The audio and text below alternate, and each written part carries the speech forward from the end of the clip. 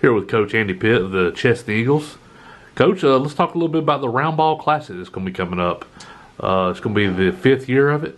Yeah, 5th year. 5th year. It's going to be December 27th, 28th, and 30th. We're taking Sunday off on the tournament this year. First game of the bracket is going to be High Point versus Greer. High Point won A state champions a year ago. They have a couple of players back, can shoot the ball really well, and Greer, he had a young team last year, and they're a year older, and they got a 6'7" sophomore inside that is dynamite, can explode to the basket, so that should be a potential good matchup there first round. Got a lot of interest local teams. You got both your team, the Chesnee Eagles, facing off against Catawba Ridge early. Right. And then you got the Bowling Springs Bulldogs, who y'all have seen, have seen twice by that point. Right. And we'll be faced off against a tough Blacksburg team that y'all got to win against earlier this year. Yeah, the Blacksburg Bowling Springs game should be a really good one. Bowling Springs likes to get up and down the floor and press you, and Blacksburg likes to do a lot of the same. Now, Blacksburg's probably not as deep as they have been in the past, but they got a couple guys that can really play. Gore, who is a shooter.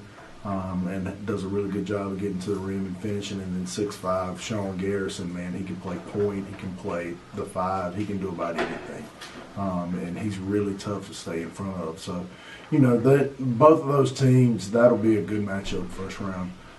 As far as us, we got a team that's kind of gelling together. Football won a couple rounds in the playoffs, and so we got some guys that have come from football and trying to get those guys to gel together, and we've got some wins under our belt now, and we're just looking to build on that. And Catawba Ridge, they're a new school, and their coach used to be the girls coach at Fort Mill, and he does an outstanding job. They're going to run a lot of sets, they're going to play good tough defense, and that'll be a good test for us first round as well. In the final game on the bracket, got East Rutherford, the God knows how many times champion of this tournament. And Great Falls, one of the perennial powers in 1A basketball in the state, got Kelton Talford, Winthrop commit, big time player there at Great Falls, and like I said, got East Rutherford. Gonna be a pretty good game there too. Oh yeah, good game. Antonio Ledbetter from East Rutherford makes them go, and they got shooter Owen Chapman back. We had a scrimmage with them earlier this year. And they still have some talent. They're probably not as deep as they've been in the past, but they've had a lot of success here at the Roundball Classic, and it's almost like a second home to them down here playing for as much success they've had. And having Great Falls here is going to be really, really good. You talked about Kelton and having him, Division I basketball player, coming to play in the tournament. And Great Falls always in the hunt in 1A. They actually, I think they lost to High Point in the Upper State Championship last year. So, really strong field again this year. That's one thing we can brag about on our fields. It's been a strong field every year that we've had it, and we're looking forward to the 5th version of it. We've covered a little bit about the first round, but it's going to get interesting when you get into the second, even the possible championship game. And even the 3rd, 4th, 5th place games, or 3rd, 5th, 7th place games, you're going to have a possibility for another Bowling Springs Chesnee matchup, which will be big for District 2 people. You got a chance for a High Point Great Falls matchup in the championship game, or one of those, which would be, like we just talked about, one of the a rematch of the Upper State in 1A just this past year. Right.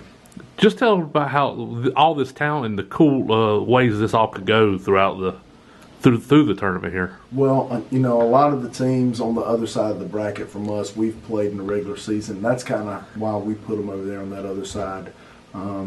So, having to face off against those teams again, we wanted to wait for a 3rd day to have to do that. Yeah. But, potential matchups, having a Bowling Springs game again, or, even if we face Blacksburg or Greer, who we've got coming up, High Point versus Great Falls on the 3rd day would be tremendous. And, East Rutherford always brings a good crowd. If you had an East Rutherford Bowling Springs matchup in the 3rd round, also another really good matchup. So, whichever way this thing breaks down, it's going to be a hotly contested tournament. And, I feel like we'll have 3 good days of basketball.